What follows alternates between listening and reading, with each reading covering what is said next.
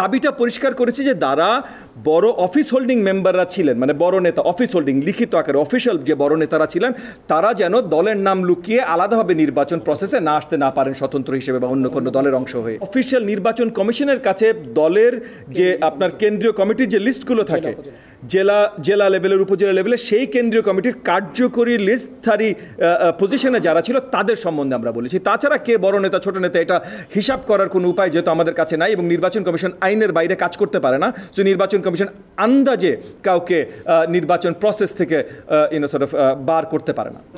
আমি মাননীয় প্রধান উপদেষ্টার প্রতি পুরো সম্মান রেখে বলছি যে আইনের ঊর্ধ্বে কেউ না।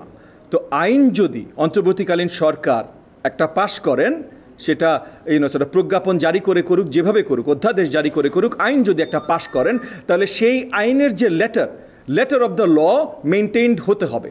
সো আপনি যদি বলেন যে নিবন্ধন স্থগিত, তাহলে যতক্ষণ পর্যন্ত এই স্থগিতটা আপনি না উঠাচ্ছেন ততক্ষণ পর্যন্ত নির্বাচন তারা করতে পারবে না। সো এইখানে আর এটা নিয়ে আলাদা আলোচনা করার কোনো প্রয়োজন নাই। এখন যদি সামনে এসে নভেম্বর মাসে নভেম্বর মাসে তফসিল ঘোষণা হলো, বা তফসিল ঘোষণার সময় একই সাথে আপনার অন্তর্বর্তীকালীন সরকার ঘোষণা দিলেন যে এই যে আপনার স্থগিত আছে সেটা তারা উইথড্র করে নিলেন, তখনই নির্বাচন নিয়ে কথা হতে পারে। তার আগে নির্বাচন নিয়ে কথা বলাটাও আসলে কোনো জায়গা নেই এই কথার। শিয়া বাটার ও ভিটামিন ই সমৃদ্ধ লিলি হালাল বিউটি সোপ, তারুণ্যময় উজ্জ্বল ত্বকের জন্য।